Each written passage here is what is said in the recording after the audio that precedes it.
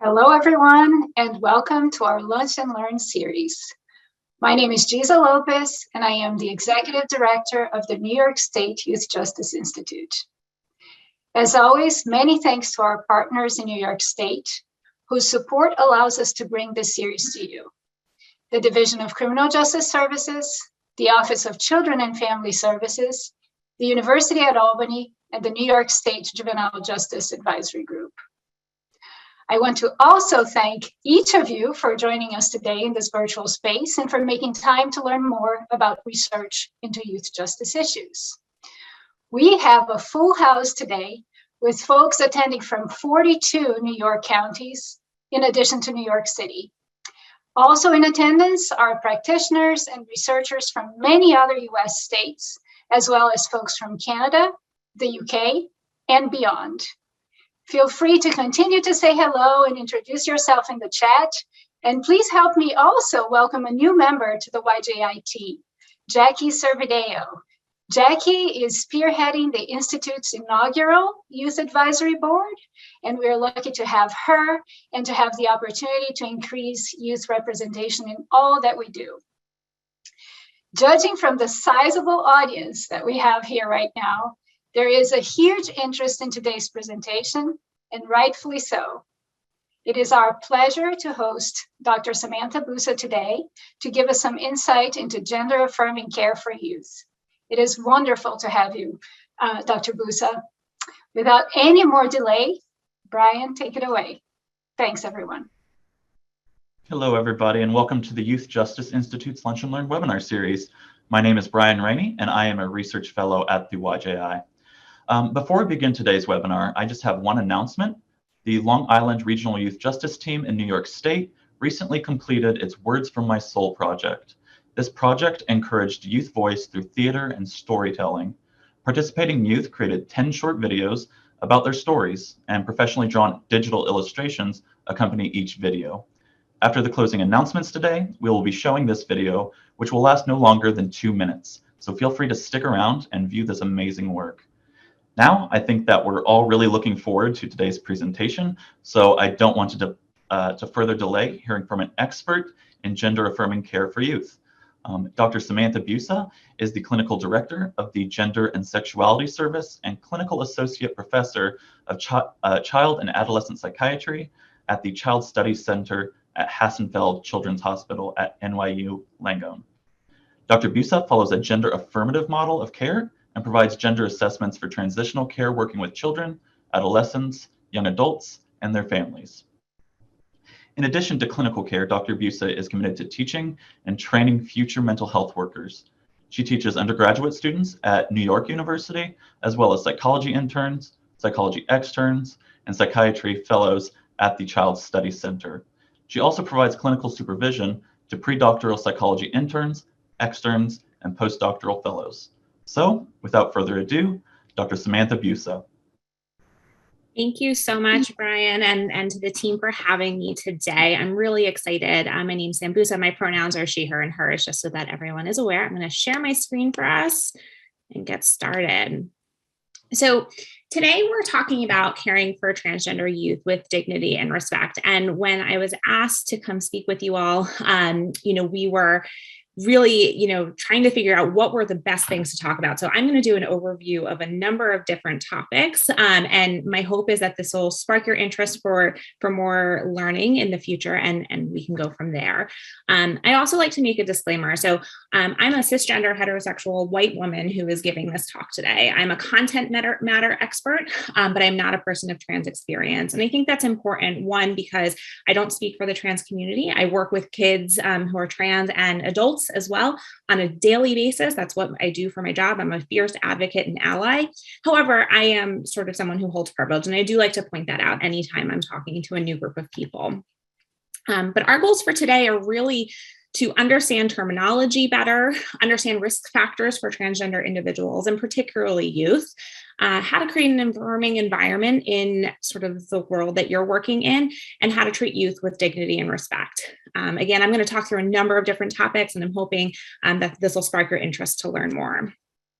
So When I'm speaking about gender, you may know this already, but gender is not as simple as just male and female. There are 3 different components that we think about when we're talking about gender. One is someone's assigned sex at birth.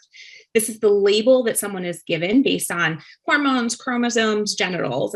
Typically, when a baby is born in the hospital, the first thing that somebody says, it's a boy, it's a girl.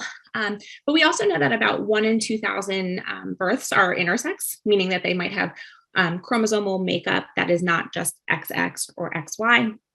And they might have genitalia that are more ambiguous. And so assigned sex at birth is not even just as simple as male and female. There are other sort of ways to present. Assigned sex at birth is different than someone's gender identity. This is someone's subjective sense of themselves and their heart, their mind, their body, their soul, who they are. This can really relate to their assigned sex at birth, or it might not. And we'll talk about what that means in just a second.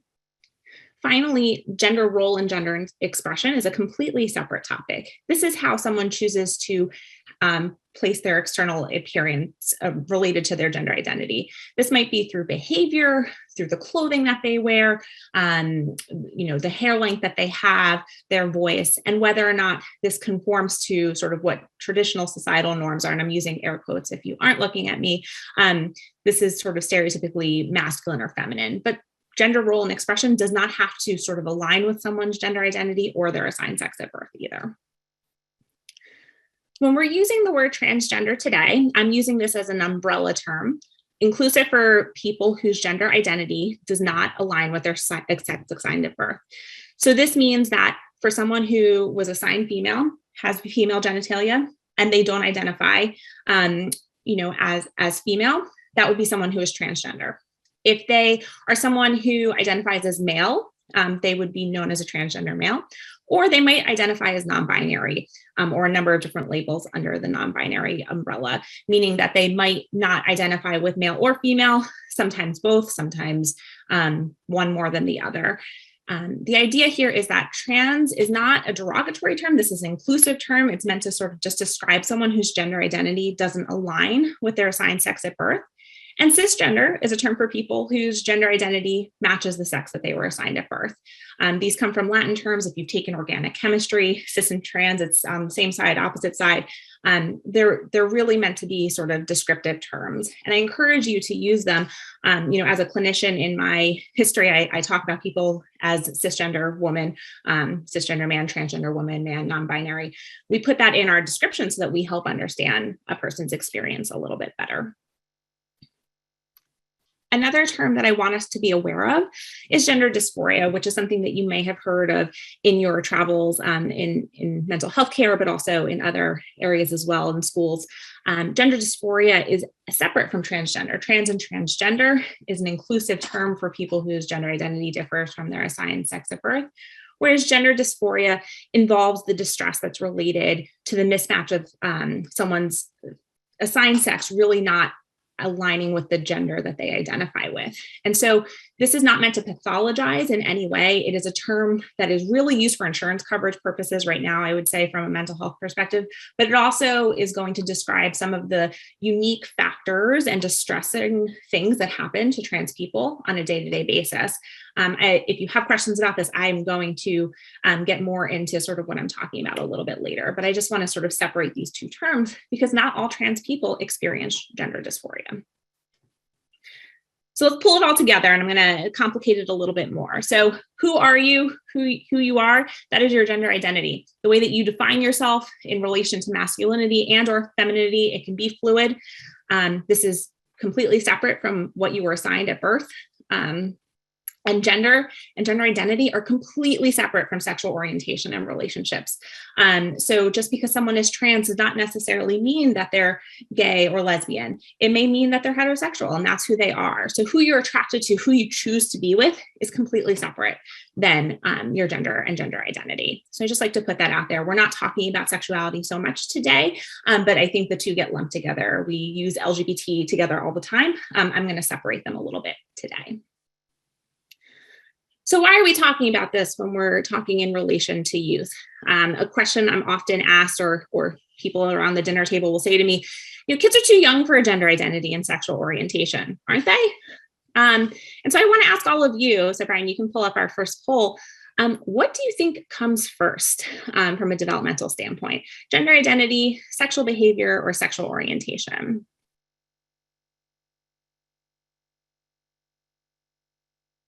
Give people a second here.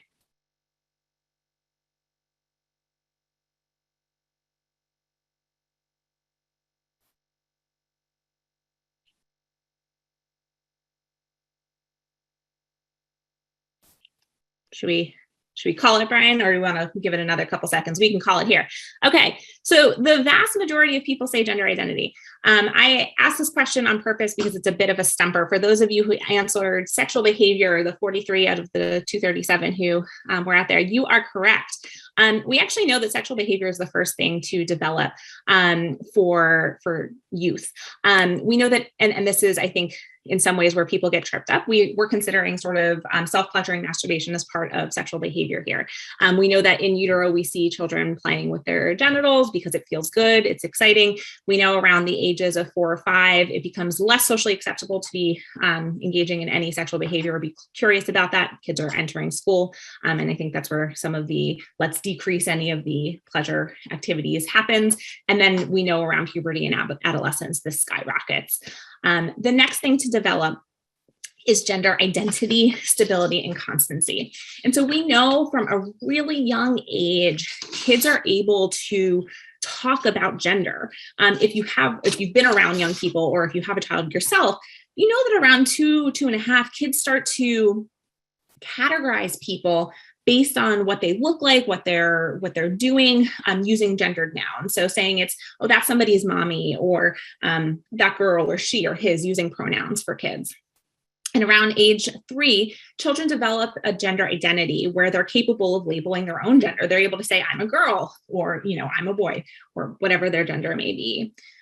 Between the ages of, 4 to 6, 3 to 6, kids tend to get an understanding about gender for other people, but really are basing it on physical attributes that they're seeing. So this might be hair or play activities. If someone has long hair, children assume, oh, that must be a girl. And then gender constancy is when kids recognize that gender remains stable over time, regardless of what someone's wearing, regardless of what someone is doing.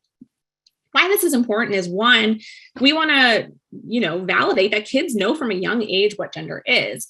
And they also can understand that maybe their gender identity doesn't align with how they were assigned at birth. It doesn't mean that they must know from this age. This isn't meant to say that kids who don't identify as trans at a young age aren't truly trans. That's not what I'm saying at all. But it is to sort of say young people do have a sense of who they are, and that we know developmentally that this is true. We also know that sexual orientation is the last thing to develop here. And this begins as early as 4 or 5, but again, puberty is when it's a time when kids are really exploring, their sexual orientation, how they feel about others. So I think this is meant to sort of cue you into the idea that from a young age, kids really do have an understanding of gender. Why should we care? I think many of you care, and the reason that there is so much, sort of excitement about this webinar is that we know that there are a lot of people who identify as trans in the United States and across the world. We know that about 0.7% of adults identify as transgender. We think that this is probably an underestimation. And more recently, about 2% of youth 13 to 17 identify as transgender. If we sort of try and extrapolate and sort of look at the data that we have, that's about 1.3 or more million youth who identify as trans, or who are gender expansive or gender diverse in some way. And we know that identifying as transgender can occur at any age. It doesn't necessarily have to be at a young age. Kids can identify as trans at any point during their life, and their adulthood as well. And the largest populations of youth who identify as trans live in California, New York, and Florida. And I just think that's interesting because we are mainly a New York group here. And so just something to keep in mind. Why else should we care? I'm going to start talking about a lot of statistics, and this is really meant just to help cue you into the idea of the medical and mental health disparities that trans people experience on a day-to-day basis. We know that medical and mental health disparities are huge. We know that suicide attempt rates are anywhere from 40 to 60% of trans people. We know that if you're bullied, you are more likely to have a suicide attempt in your history. Substance use rates are much higher. HIV infection is 2.64% of the trans population. That is astronomically higher than the 0.6% of the US population, 0.6 compared to 2.6%. We know that homelessness, and I'm going to talk more about homelessness in a little bit, but homelessness is much higher in the trans population. About 50% of LGBTQ youth in New York City are homeless, or of homeless youth, 50% are LGBT. Sorry, that's a mistake there. And we know that depression rates are much higher. We know that physical violence towards trans people is higher. And we also know that family is a moderator of risk. So keep that in your mind. We're going to talk about that in a second. In addition to this, we know that LGBTQ youth are overrepresented in foster care. We know that about a third of the youth that are in foster care are identified as LGBTQ. We also know that these are youth of color. And so we're going to talk a little bit about intersectionality of race and how this plays into it. But I think it's important youth of color are also overrepresented in the LGBTQ foster care kind of proportion. We also know that LGBTQ youth are more likely to enter the juvenile justice system and experience homelessness. And so, I think this is an important statistic for us to understand because of the context. We know that nearly all of the LGBTQ youth in the juvenile justice system are youth of color. And these youth are more likely to be detained or to experience sexual assault in facilities than their peers. Why else should we care?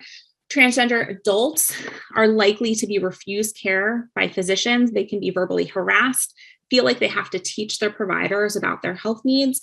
We know that there is, in my experience as a psychologist, but also when I talk to pediatricians, when I talk to adolescent medicine doctors and psychiatrists and surgeons, there isn't a lot of talk about LGBTQ health in medical school. You really have to seek that out. Now, I think there are a lot of initiatives that are working harder to do more of this training. But again, many people feel like they need to teach their providers about their needs rather than getting their needs met. We know that states with better laws towards trans people tend to have more affirming policies. But again, it doesn't New York is not a bubble in that way. Trans and gender diverse youth are particularly vulnerable within the LGBTQ community. They report verbal and physical harassment. They're not addressed by their affirming name and pronouns. They're more likely to be mocked by their families than cisgender, so non-trans, lesbian, gay, and bisexual youth. We know that approximately 50% of transgender girls have been physically threatened because of their identity.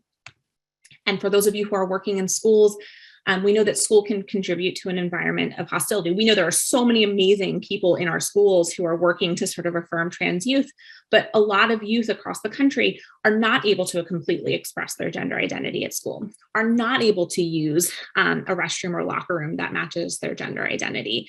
So typically won't use the bathroom at all when they're at school, which you can imagine is distracting and gets in the way of someone's ability to pay attention in class, which is what they're supposed to be doing. We know that only 1 in 3 are always addressed by their affirming name, and 1 in 5 are addressed by their affirming pronouns. And we know that this is national data, but we also know that this occurs in New York State as well, right? We're talking about New York. And we have so many affirming policies and so many great things that have been done to sort of protect trans youth. But even so, there is discrimination that is occurring on a day-to-day basis. We know that harassment, bullying, rejection, lack of sense of belonging leads to decreased well-being. That makes sense. I think we can all sort of understand that experiencing discrimination in this way can have some really negative impacts. But we see schools as becoming unsafe environments for these young people. They perceive it to be. I also want to talk about sort of the national context. So we're talking about schools for an individual, but I think nationally we have seen a huge increase in the number of states that are considering banning affirming medical care for transgender youth. This has gone from 0 states pursuing this in 2019 to 22 states pursuing this in 2021. This is another conversation for another day. But again, there are states that are considering banning practicing medical care. And this is going to impact, if some of these were to go through, more than 63,000 youth who are 13 to 17 for each of these states. And so this isn't sort of a small thing that's happening. It's impacting lots of kids across the country. We know that there are also state athletic associations that are trying to place bans on transgender and non-binary students competing. And, this has been in the news recently with the NCAA. We see the green states as being the only states with really friendly state guidance, whereas the other ones are really struggling with providing affirming areas. We also see that in bullying, there's only, the dark green states are the ones that prohibited bullying on bases of sexual orientation and gender identity, whereas the other states are really still trying to figure out what makes the most sense. Why am I showing you all this? It's not meant to be depressing. It's not meant to sort of put us in a down mood, but I think we're talking here about minority stress.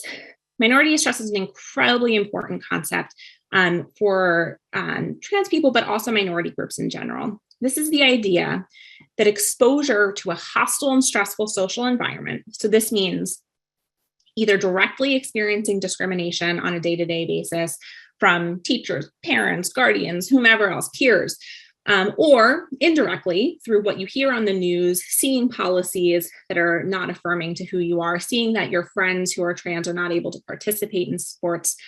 All of these experiences of discrimination lead to an individual's psychological response to the environment. This is the idea that you are at higher risk for psychological distress because of the interpersonal and structural stigma that you experience on a day-to-day basis. It doesn't mean that there's anything wrong with the person for this. There's nothing wrong with them. It's because of the society around them that they're experiencing the distress to the environment. And so when we look at these rates of transgender youth and mental health, how does this compare? We do see much higher rates of depression, anxiety, inpatient treatment, outpatient treatment, suicidal ideation, and suicide attempts. This is consistent over time as well, looking at suicidal behavior in transgender youth, right? So this is because the world around them is so negative and they're experiencing stigma on a day-to-day basis that these rates are higher, not because there's something pathologically wrong with a transgender person. I think it's a really important point for us to remember. We also see that suicidality is consistent across race. When we look at LGBTQ youth and we separate cisgender youth and trans and non-binary youth, trans youth are much more likely to report a past-year suicide attempt than LGBT youth who identify as cisgender. So I think just to pull this all together, the idea here is that exposure to bullying and discrimination and poor access to healthcare, social exclusion, parental rejection, violence, these are all related to increased rates of psychopathology, substance use, health risks, and poorer physical outcomes. And so when I talked about earlier sort of the HIV rates and the substance use rates and the depression rates, this is due to the fact that our society does not allow for an affirming environment for many of the trans people that we work with.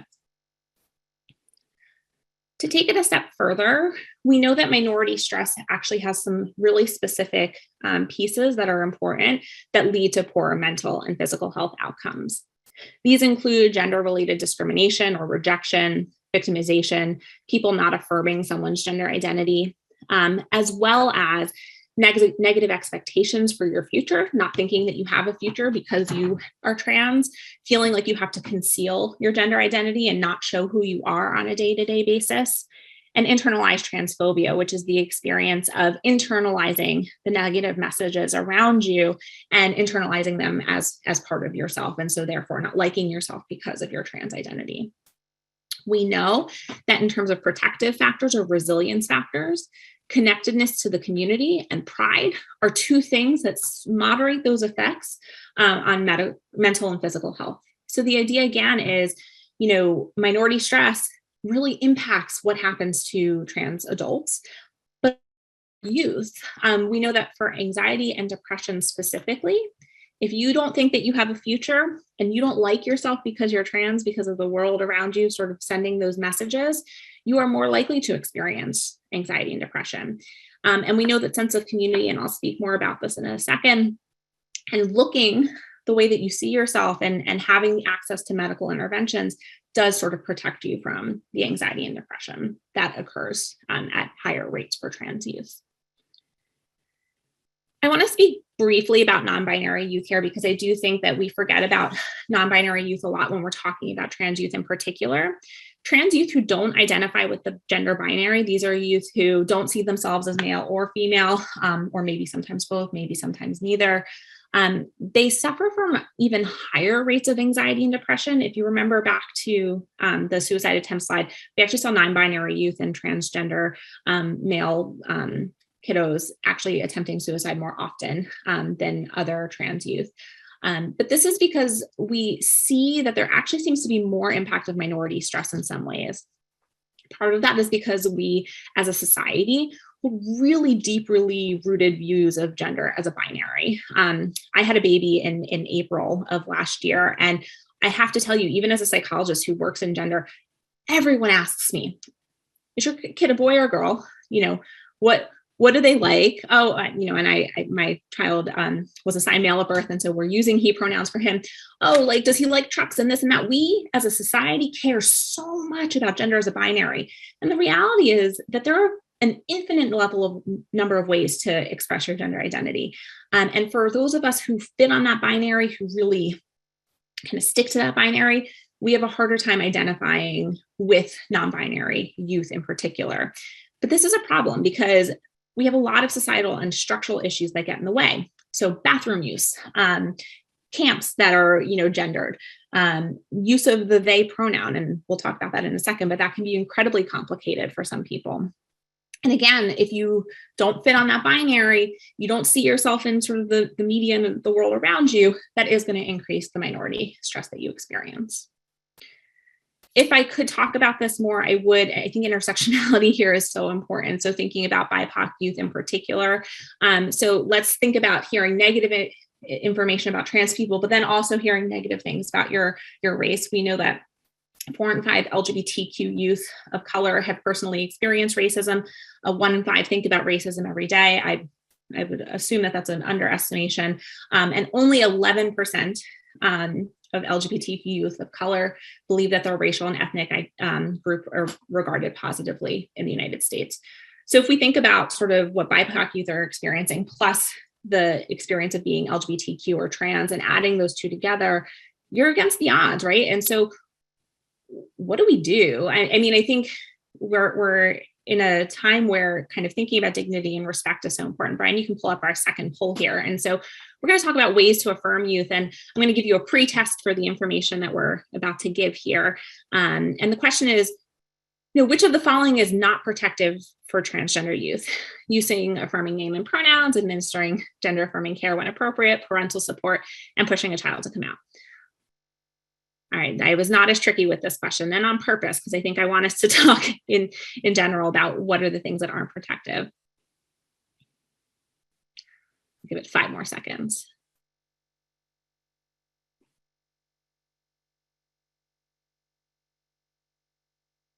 Okay, so we can pause there. So we can come back to this at the end. I'm going to kind of talk about each of these things. I think there are a lot of different ways that we can think about how to provide dignity and respect. And I think part of this is going to depend on the role that you have and your connection with, young people, and what is your role. You don't have to know the answers all the time. You don't need to be an expert in transgender health in order to be affirming and provide people respect. You may not agree with trans identities, and yet you can still provide respect to a young person and make a huge difference in their day-to-day life. I want you to be aware that you're going to come in contact with transgender youth. We talked about it's about 2% of the young people that we know. And again, you want to be a gender affirming space. Make changes to your website if you need to. Change your email signature to have your pronouns if you're allowed. Collaborate with the community around you. Be proactive and think about the policies that you have. I'm going to talk more about this in a second, but these are some general things to think about. Revise and strengthen your trainings for transgender issues. You may not have time to talk about trans youth in particular, but making sure that if you're talking about respect in your community, to be sure that you're using that on a day-to-day basis and integrating transgender issues into that. Increase the level of support that you're able to give for transgender youth. Be an advocate for implementation, support, and protection of affirming policies. Know about the policies in your state. I'm happy to sort of direct you to some New York State specific things. Even if you think about New York City, the Board of Education has regulations for treating transgender youth. That's a great place to start. But know where to find information if you have questions. You don't need to know everything. You just need to know where to get the answer if you need to. I think introductions are a really important place to start. How do you create a safe zone? I work with youth at this point in my career. Most of the youth that I work with are trans youth, but I also maintain a practice of working with anxiety and mood disorders and cisgender youth as well. Every single person that I meet, I introduce myself in the same way. Hi, my name is Dr. Busa or Sam. I use she and her pronouns. How do you want me to refer to you today? I think we need to make practice of introducing ourselves with our name and our pronouns, and especially if you are a cisgender person, because again, you are lowering the barrier to someone expressing themselves authentically by telling someone what your pronouns are. You're saying, hey, this is a safe place to be who you are. And I think even as simple as on an ID badge, having a pin that's a rainbow flag or a trans flag shows that you might be a safe person to talk to. There have been times where I've worked with really affirming staff in inpatient units, when I was in training, and just by having a rainbow flag sticker, someone will talk to me, say, hey, can I talk to you about the fact that, my friend is gay or whatever it is. And that makes a huge difference to a young person in their ability to feel safe, to talk about who they are. We would never want to ask someone for their real name because that's assuming that their affirming name is not real. If you need someone's legal name, ask for the name on your legal documents. Use the affirming pronouns that someone wants you to use. Don't use the term it. And try for gender neutral language. I think this is a really challenging thing in our society, especially in the Northeast. I feel like we all are like, you guys or you ladies, trying to use hey y'all or hey everyone. That's something that I'm working on. I grew up in the Northeast. That's a hard one. And talking about your child versus your daughter or son, if you don't know how someone's child identifies. The they pronoun I know is something that trips many people up, but you already know how to use the singular they. I like to point this out because I think it seems to be a point of contention for a lot of I think there's a generational gap in many ways, but again, somebody left their cell phone. I wonder if they're going to miss it. Of course, they're going to miss it. It's their phone. You know how to use they. Make an effort if you can, because we know that actually use of affirming pronouns makes a huge difference. And I'll come back to that in a second. If you do make a mistake, we all make mistakes. Thank the person for helping you, correct yourself, and move on. Try harder.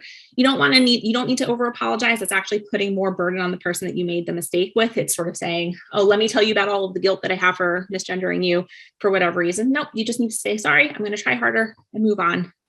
Say the same sentence using the correct pronouns. If others are making a mistake around you, making sure that you're modeling correct information. Address it away from the patient. And you can address it as harassment if it persists. New York has protecting laws for gender identity and sexual orientation. We know that being out really does help, though. This leads to decreased anxiety and depression, and being able to be yourself gives you higher self-esteem, better academic performance. But we know that trans youth may need to consistently manage their identity in different environments and experience greater stress. We as adults need to be informed about the issues affecting trans youth. You're doing a great job by being here, right? You're learning about trans youth. You're learning about some of the policies that are going on across the country. You want to be a visible advocate for LGBTQ inclusivity and being involved in LGBTQ organizations. Many professional organizations have special interest groups related to sexual and gender minorities. If that's something that you're interested in, find a way to get involved, find a way to get to know other people who are working in the way that you are as well. We know that social and parental support, and so this is going to include from adults around young people, not just their parents, decreases the risk factors for mental illness. We see decreased anxiety, fewer symptoms of PTSD if someone has experienced trauma, greater overall life satisfaction, reduced suicide attempts, and reduce suicidal ideation in general. Just to talk more about support and how sort of providing supportive environments helps, this is why it's so important. transgender children who are supported in their gender identity have developmentally normative levels of depression and only minimal levels of anxiety when compared to children who have not transitioned. So this means youth who are trans, who have parental support to make those changes, look exactly the same as cisgender youth when you're comparing the two.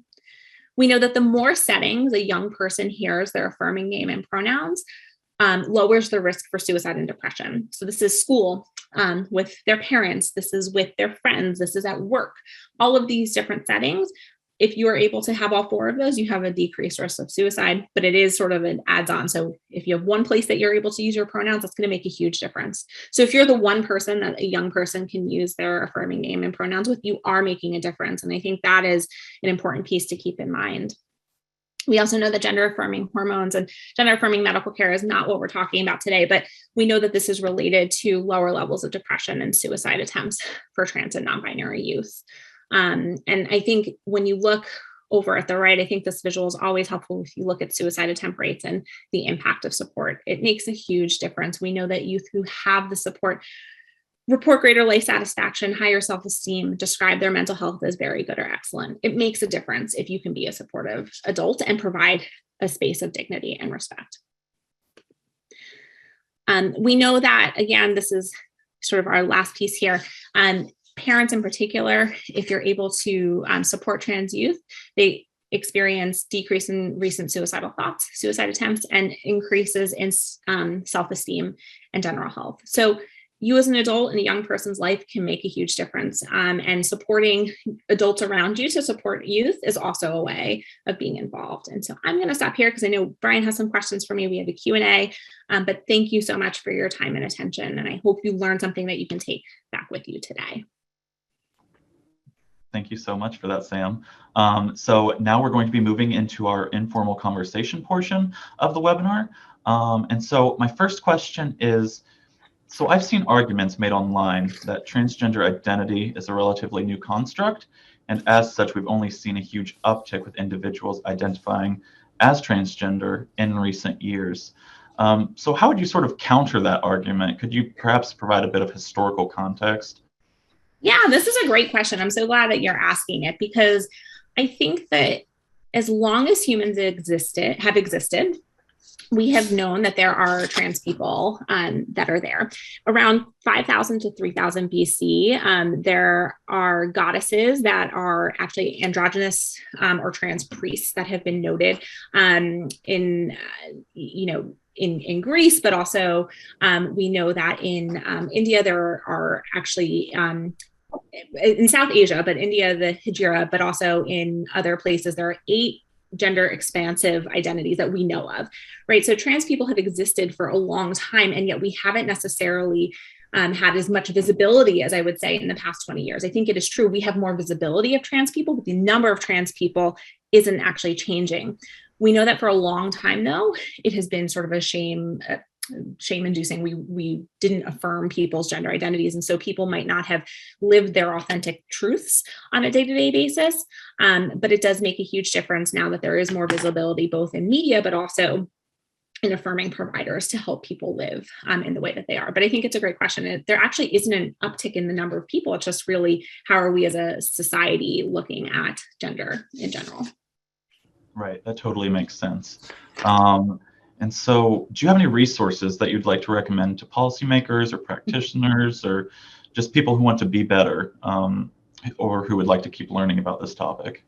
Yeah, so there are a lot of different places depending on the type of provider that you are. As a practitioner, a great place to start is the World Professional Organization for Transgender Health, or WPATH. They provide the standards of care for medical and mental health providers. But if you are not someone who works in mental health or as a medical practitioner, really, most government organizations have information. The Human Rights Campaign is a really great place to get information on gender as well as sexual orientation. If you're working in schools, New York State has great policies related to transgender youth that are available on their website, very easily accessible. So I'm happy to send specific organizations and information to people. But again, most states, including New York State, has some really great resources related to affirming transgender people. Great, that's good to know. So additionally, do you recommend any resources that practitioners can then make available to the youth that they serve? Sure. I think it really depends on the setting that you're working in. If you're in a school or if you're in a in a center where you have like a library of books, I think books are an amazing way to help young people see people who look and feel like them. There are a number of incredibly beautiful and also really profound children's books related to gender and gender identity. The Human Rights Campaign actually has their Welcoming Schools initiative, and they have a extensive list of books. But off of the top of my head, Juliana is a mermaid is one of my favorites. Lulu is a rhinoceros is another one. There are really some great ways for kids to see themselves in books talking about gender identity, even from a young age. And again, this isn't just for kids who identify as trans, it's for all kids to sort of help them sort of become more affirming to the people around them. Yeah, representation is just so important. And that sort of brings me to my next question. So you mentioned how trans youth of color are often at higher risk for psychological distress. So can you explain the role that intersectionality might play in this context and how it relates to addressing racial and ethnic disparities? Yeah, I think this is a talk within itself, and it's a really great question. I think as we think about the impact of having a minority status on what someone's day-to-day experience is walking down the street, that's one thing. But then I think it's also thinking about the different roles that gender places in different cultures, right? We know that certain genders are more valued potentially from a stereotypically cultural way. And how does that impact a young person's ability to come out and be who they are? I think we need to be doing a better job as a field to provide access to care for young people and young people of color to be able to sort of moderate some of those risks. Because these, again, are not pathological about the people themselves. It's really around the world around them not being affirming. Right. I see that our Q&A is blowing up. So I'm going to ask one last question of mine. So I was wondering where you think future research on trans youth experiences, where should that research focus its attention? I think the more longitudinal data that we can collect over time is going to be really helpful. I think because this is and it's not a newer field in terms of what we've been practicing, it's a newer field in terms of the research we've been conducting, especially in the United States, getting some more longitudinal data on transgender youth to show the positive impacts of affirming care, right? You can know that clinically, you can know that, in small research studies, but the more and more data that we can collect is going to be important.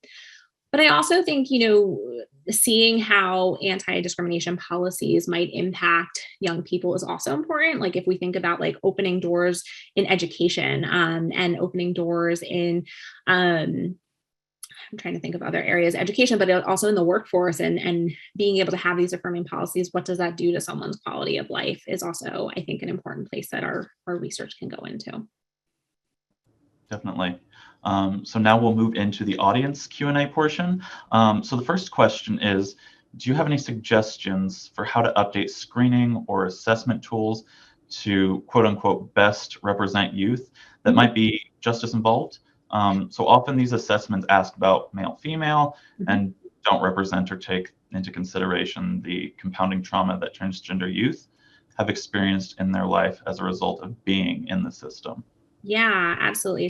So when we're thinking about assessment measures, that's a great question. One way I like to think about it is if you're able to do open-ended as part of your survey and in part of your asking, that's like your best practice. I will say, though, that I know from a research perspective, that makes things really difficult. And so if you do need to sort of have boxes that you're checking off, having multiple boxes. So one for what is someone's gender identity and giving them many different choices. If you're interested in where I can direct you toward this, but the Fenway Institute up in Boston has a great global health initiative that talks about how to ask these questions, but then also asking about someone's assigned sex at birth or their sex on legal documents is another way of asking that same question, because I think, that's a way for you to get the same information without necessarily, and being able to quantify information so that it's more in line with what you're trying to measure.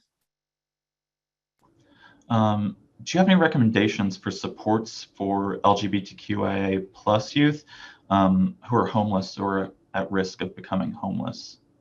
Yeah, so there are a number of different, so I'm, based in New York City. So we are really fortunate to have places like the LGBTQ Center, Hedrick Martin Institute, Ali Forney Center, that sort of talks through this. I'm happy to send resources for that. And I think one of the, I don't want to say positives of COVID, but a positive of COVID is the access to some of these centers. If somebody does have internet access and they're able to access some of those support groups, many of those services are free. But I do think most counties in New York have an LGBTQ center that's able to sort of direct you to state-specific resources for young people. If you're in New York City, there are plenty, but I know sort of in different parts of the state that might be a little bit different. So I'm happy to sort of brainstorm with you as to how to find if you have a specific question. So what resources would you recommend for parents who are struggling with their child's identity or their transition itself? Yeah. So I think parents, get a bad rap in a lot of, when we talk about transgender youth. I think parents have an incredibly hard job here. They need to both care for themselves, they need to process their child's sort of transition or just their gender identity in general. And they may have many different reactions to that. And so I want to sort of validate how hard this can be for parents. And there are a lot of different ways for parents to get to support. One is to find a support group in your area or find an online support group. There are PFI, so Parents for Lesbians and Gays, has family support groups for trans youth in particular. Many of them are running virtually right now. I think there's no substitute for parents talking to other parents who have gone through this and at different stages as well, right? There are many different stages that a person can be at around their child's transition. If going to a support group feels too close to you, I think, or feels too intense too quickly, I think there are a lot of really great books that talk about gender and gender identity and talk about a parent sort of perspective. The Gender Creative Child is a really good book. The Transgender Child, The Transgender Teen. If you have questions about this, you can certainly reach out and I can direct you towards some of those resources. But I do think for parents, finding parental support groups is so important.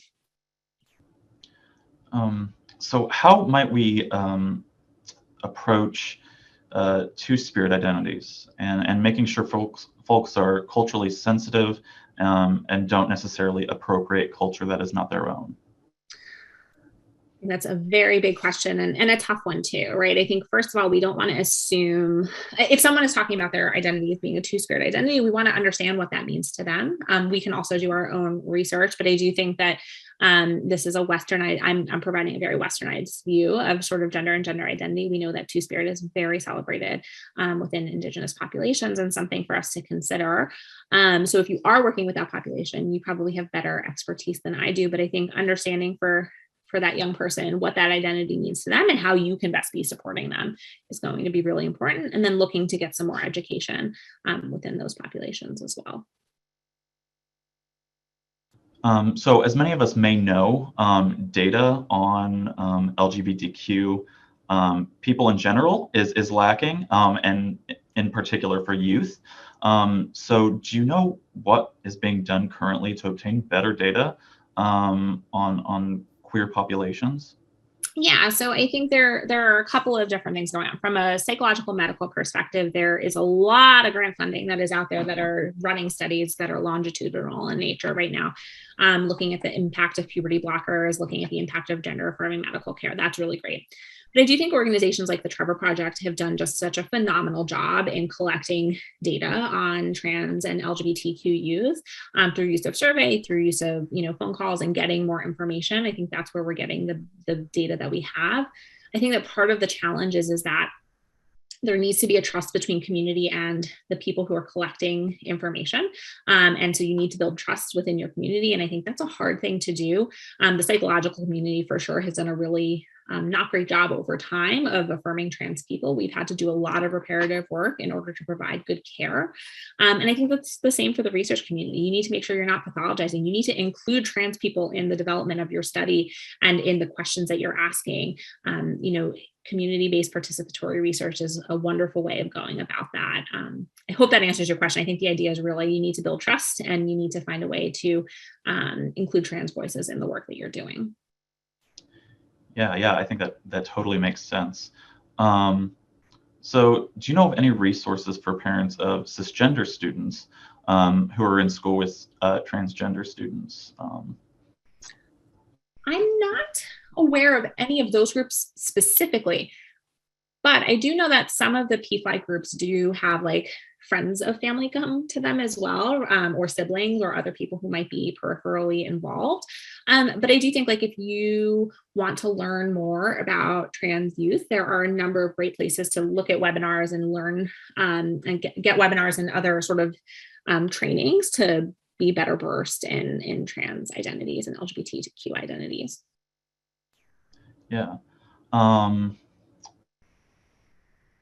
There are a lot of questions, so I'm trying to yes, that's okay. And the chat is blowing up with all sorts of resources that people are recommending.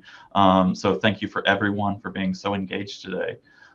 So one person was wondering what the acronym TGGE stands for. We have a lot of acronyms that we're going over today. So if you could just explain that. Sure. So TGGE is transgender and gender expansive. So if I had that in one of my slides, I'm sorry. I usually try and define them multiple times. But it's just a way of describing transgender youth, but also youth who are exploring their gender identity, right? Not everyone who is exploring their identity identifies as trans. They might be expansive or to gender diverse or gender queer, whatever it is. So that was what that acronym was for. Thank you. So one attendee is curious if you have any advice for opening up a conversation about trans identity with a client who might benefit from exploring their identity, but was not raised in a culture where they were supported in doing so. Mm-hmm. I think that's a really interesting question because I think, we don't want to force someone to sort of consider an identity that doesn't fit for them. But I do think that for young people, the crisis of adolescence is figuring out who you are. And part of that is understanding your identity in general.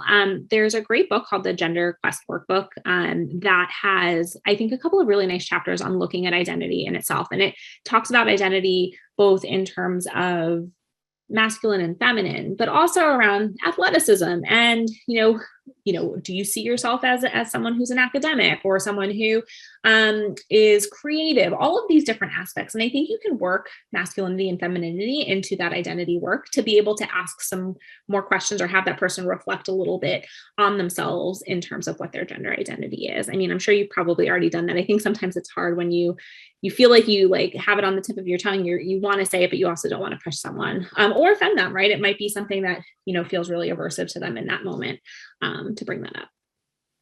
Yeah. So someone was wondering if you could please share some quality resources for them and their staff to learn more about developing gender neutral web pages or content. So they've seen it limited to pronouns, guys, ladies, etc. So what else can be considered? Yeah, I mean, I think it's looking at the pictures that you're using. I know at our institution, we have pretty strict guidelines on the photos we're allowed to use and not use, but being involved in that process in terms of looking at really diverse representations of masculinity and femininity, I think, if you're able to keep everything all genders, that's really helpful as well. I don't know what this organization is, but if they run groups, having them be all gender groups, or if there's a reason to have a gender group, have a particular reason to do so. I'm trying to think of other ways in which to make something that's more gender neutral. But I really think it's around those pronouns, the pictures that you're using, making sure that you're being thoughtful about those choices. Sounds like you're doing a great job already, though, whoever you are. So someone was wondering about your perspective on programs or practices that are gender responsive, especially for middle school age youth, and how to make these spaces more inclusive and supportive of diverse gender identities. Yeah, I mean, I think, can you read the first part of that question again? Sorry, I just want to make sure I'm understanding it. Yeah, it's totally fine. So they were wondering about your perspective on programs that are gender responsive, especially for middle school age youth. Mm-hmm. And in terms of just how to make sure that other people are doing what? Just making sure that it's inclusive and supportive for identities that may not fall along that binary that you spoke of. Right. And this is talking about sort of, these are specific risk factors for specific genders. And so how do we look at more diverse gender identities when you have programming that's really gendered? Okay. So I think the one way of doing that is making sure that if you have someone who is gender diverse, potentially changing the way that you're going about your assessment process and asking maybe questions that are relevant to both people who are identified as male and people who are identified as female. I think one of the challenges with, programs that are so binary in nature is that we are going to sort of exclude young people. And so making sure that we're identifying youth who are gender expansive potentially and finding ways to modify that protocol. I'm not involved in that part of sort of, in those policies. And so, I'm happy to sort of brainstorm with you ways in which you can work within your system to make that work. Yeah. Okay, so I think we have time for one last question. Sure. And so do you have any specific resources or recommendations for LGBTQIA plus youth who are in foster care? Yeah, so I think, I'm most familiar with ACS in New York City and thinking about their group there. They have a lot of initiatives related to gender identity. And I think making sure that you're working with your staff to make sure that there are opportunities to be involved if they're going to school in GSA groups or all gender sort of acceptance groups, but also finding ways, most of the staff in New York State are trained in gender affirming care. So making sure that you're finding allies within each system to sort of spearhead potentially some LGBTQ affirming sort of practices or groups or, other things that can be there on a day-to-day basis. Again, happy to sort of consult on ways to make that more of reality within your practice. So Sam, I'd like to thank you on behalf of the YGI and everyone in attendance today for taking the time to share this really important information with all of us. But before I get to the closing announcements, do you have any thoughts for us? Mm-hmm. Yeah, sure. I think, again, by being a part of a webinar like this, you are showing commitment to trying to create a more affirming environment for trans young people. And I think, again, support is protective, right? You, by taking action to support a young person, is going to make an impact on their mental health and well-being. And so if that is one thing that you can do for one young person, taking advantage of that, please feel empowered to do so. And thank you so much for inviting me and having me here today. It's been really a pleasure talking to you all. You have some great questions. Pleasure is all ours. But before I get to the closing announcements, we would like to ask how you all felt about today's webinar. So in a moment, I will be launching a poll question asking how much you agree or disagree with the statement, this webinar was informative. So please answer this question to the best of your ability so that we know how today's webinar went for you. So I will be launching that right now, and just feel free to answer. But while that's going on, I do have just a few announcements and items to put on everyone's radar. So the next session of our Lunch and Learn series will be on February 22nd at 12 p.m. Eastern Time. We will be hosting Dr. Courtney Simmons, postdoctoral researcher in the Department of Psychology at Yale University. She'll be discussing the relevance of psychopathy for juvenile justice, and we'll be breaking down myths about the causes, development, and treatment of psychopathic traits in youth. So the registration link for this webinar session is going to be placed in the chat momentarily. The YGI recently launched its evidence-based programs and practices in youth justice interactive dashboard. So this clearinghouse aims to support jurisdictions seeking evidence-based youth and family-focused programs and practices. These entries are categorized according to support area, program setting, and specific goals. And for each program or practice, the clearinghouse highlights for whom the EBP is effective, what the EBP seeks to address, the intervention length, and the rankings of other clearinghouses. So for more information and to view this resource, please visit the link that is being put in the chat momentarily. The YGI is also excited to announce the launch of its new technical assistance request portal. The Institute generally works on a wide range of topics related to youth justice. We're best situated to provide support around training development, tool development, information gathering, subject matter expert identification, qualitative research strategies, data analysis, and infrastructure support, and also data visualization. So to access the TA portal, please visit our website. And immediately following this webinar, we'll be sending a survey to you all via email. If you have the time, please complete the survey. It allows you to provide further feedback and questions for us. So this information is also used to improve future webinar sessions. The survey should take no longer than 5 minutes, and we will be also putting the link for that survey in the chat section. And finally, if you've not already done so, feel free to connect with us on Facebook, Instagram, Twitter, or LinkedIn. So the links for those accounts can also be found on our website.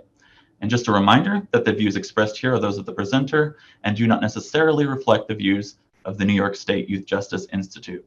And in closing, I just want to thank you all for taking part in this session of the YGI Lunch and Learn webinar series. We hope that you've really gained something from this webinar and that you continue to think about the work that Dr. Busa has presented today. And we also look forward to seeing you at future YGI events and webinars. And to those of you who would like to stick around, we will now be showing one of the clips from the Long Island Regional Youth Justice Team's Words from My Soul project. Thanks, everybody, and have a great week. Dear sis, we haven't seen each other in over a year.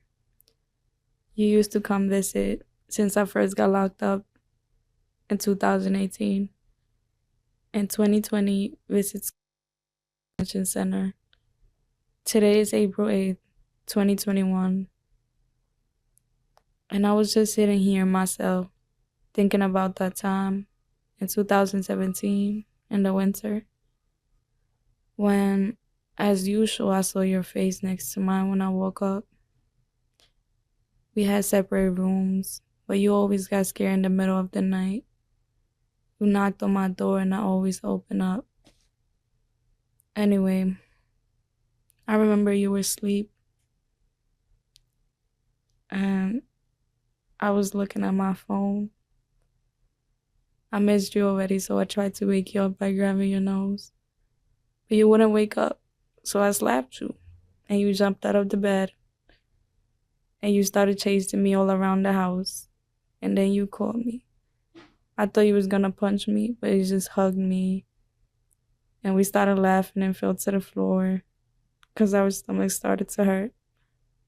I miss you, and your personality a lot, you know. I'm just fighting life to get back to you and meet my needs.